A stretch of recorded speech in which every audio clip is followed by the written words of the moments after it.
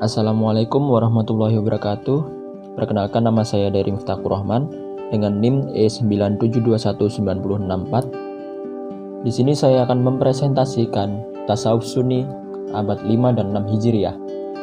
Ada dua corak tasawuf yang berkembang di kalangan Sufi, yaitu pertama corak tasawuf Sunni, di mana para pengikutnya memagari tasawuf dengan Al-Quran dan As-Sunnah, mengaitkan keadaan dan tingkatan rohaniyah mereka dengan keduanya. Dan kedua, corak tasawuf semi-filosofis, di mana para pengikutnya cenderung dan ungkapan-ungkapan ganjil serta bertolak dari keadaan fana menuju pernyataan tentang terjadinya penyatuan atau hulul. Tasawuf Sunni merupakan tasawuf klasik yang menekankan kenikmatan dunia dan sosial masyarakat harus dijauhi.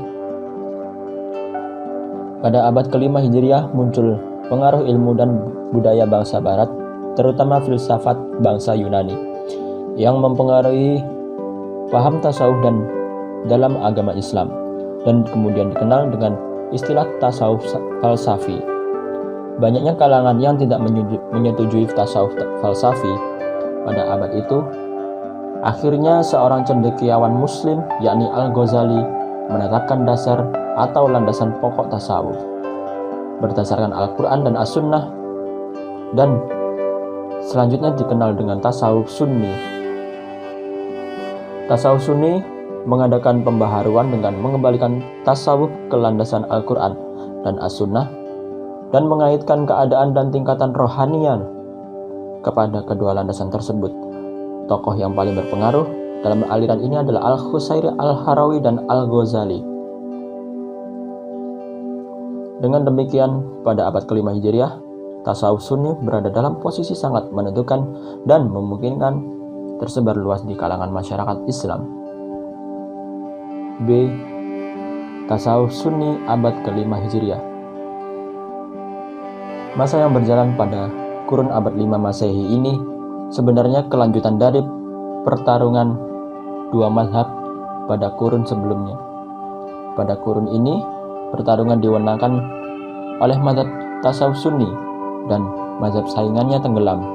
Mazhab tasawuf Sunni mengalami kegemilangan ini dipengaruhi oleh kemenangan mazhab teologi Ahlus Sunnah wal Jamaah yang dipelopori oleh Abu Hasan al-Asy'ari.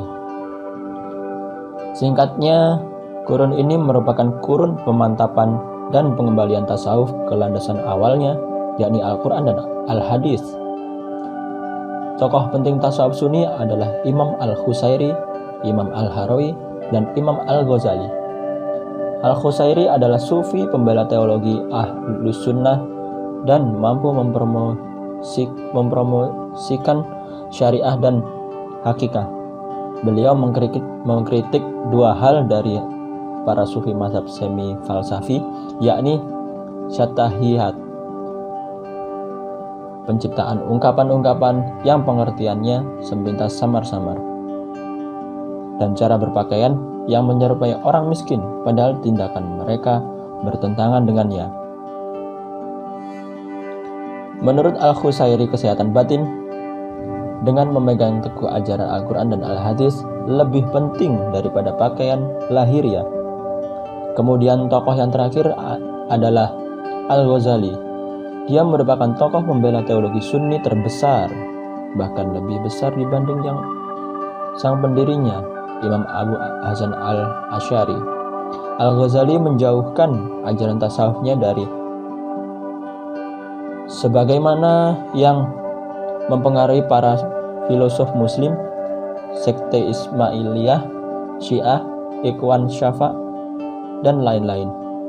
Beliau juga menolak konsep ketuhanan Aristoteles, yakni emanasi dunia terjadi melalui pancaran yang berasal dari realitas pertama atau dinamakan Tuhan, dan penyatuan teori kesatuan.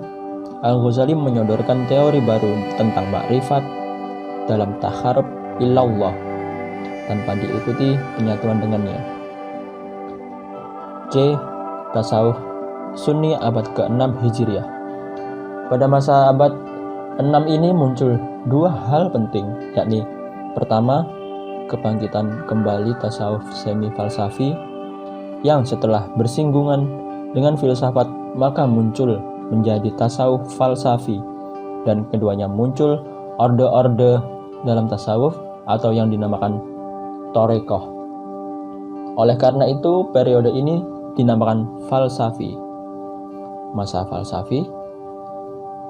Tokoh utama mazhab tasawuf falsafi antara lain ialah Ibnu Arabi dengan wahdatul wujudnya, Suhrawardi dengan teori Israqiyahnya, Ibnu Sa'bin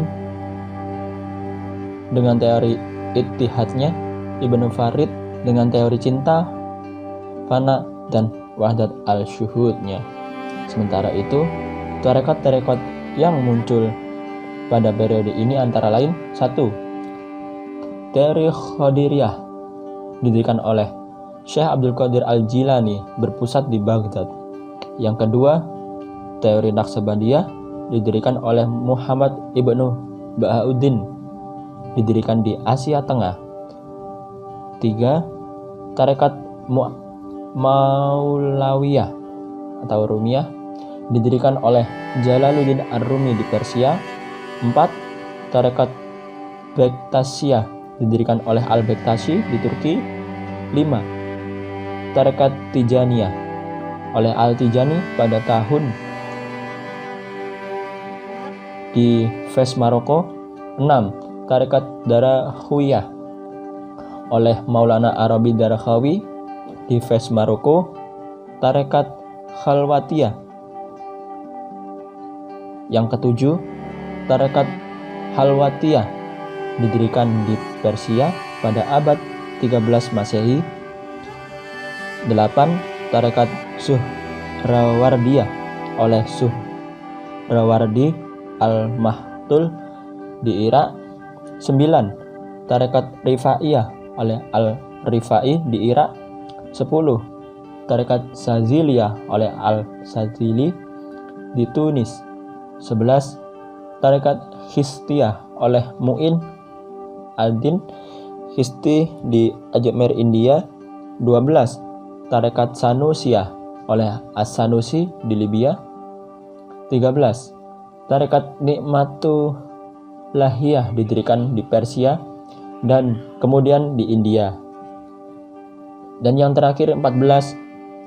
Tarekat Ahmadiyah oleh Ahmad Al-Badawi di Mesir di pusat Tanta.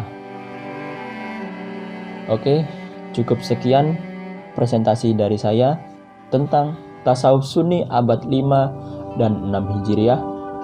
Kurang lebihnya mohon maaf. Apabila ada kesalahan, mohon dimaafkan, dan apabila ada kebaikan, semoga bermanfaat. Ihdinas siratal mustaqim. Wassalamualaikum warahmatullahi wabarakatuh.